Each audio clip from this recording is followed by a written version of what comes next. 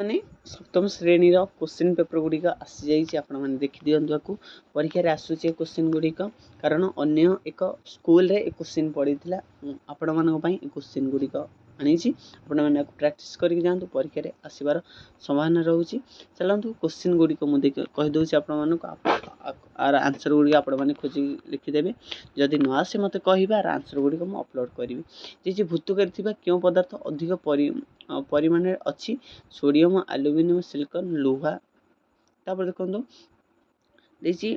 तृतीय द्रवण वर्ण डैश अटे लाल धला सबुज नील आपको देखिए आपण मैंने है हारी पिंपुड़ी कामुड़े क्यों पदार्थ व्यवहार कले पीड़ा उपशम हुए कौन कालमिन द्रव्य कि चून पानी कि विनेगार कि लुण देखिए तापर देखो क्यों प्राणीर तंतु अटे यहाँ नाइलन रेयन पशम छोट आंसर पशम हम है आलोक संश्लेषण में क्यों गैस व्यवहृत हुए अम्लजान गैस व्यवहृत होता है।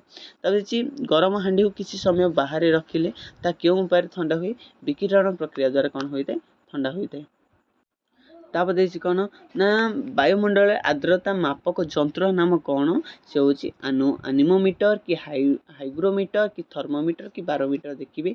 तब देखिए माछ निम्नलिखित क्यों अंश द्वारा श्वासक्रिया करे गाली द्वारा निम्नलिखित माटीर चीनाबादाम फसल हुए कौ माटी बालिया कि मटाल कि दोरसा कि कला माटी।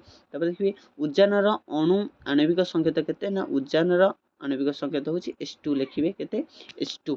तापर देखो किसी क्वेश्चन आंसर भी आनी देछि आपण मानक पई किंतु आपको सबू आपण मैंने प्राक्ट करने दरकार ना किसी परीक्षा लिखिपारे ना है।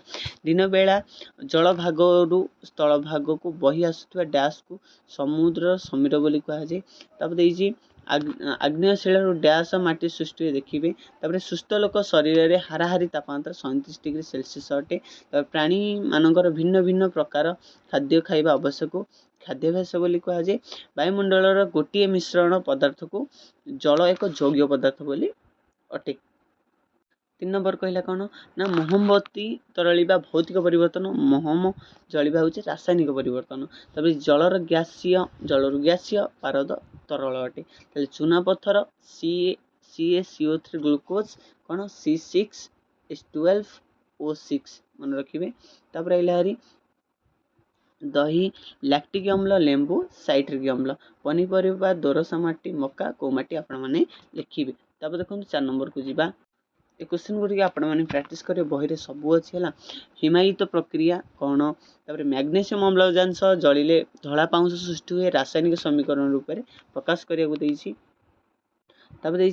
प्रशमनीकरण प्रक्रिया रे शेष उत्पाद गुड़िकर नाम कौन तापर रेशम कोषारू सूता तैयारी किपरि बाहर करे लिखिए।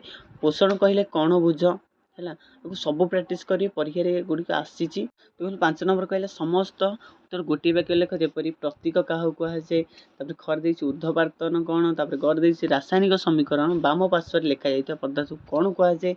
घर दे क्षारक सह मंदार द्रवण मिसिले क्यों वर्ण सृष्टि या देखीदेवी आपण मैंने।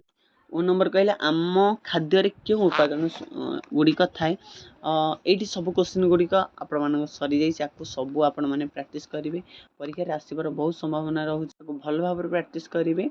चैनल टू को आपण सब्सक्राइब कर रखि था कारण यही चैनल ही समस्त प्रकार रियल क्वेश्चन छड़ा आपण मैंने देखिदे पारे परीक्षा आसो से सब्सक्राइब कर रखते वीडियो को समस्त कौन कर जातु लाइक कर जातु।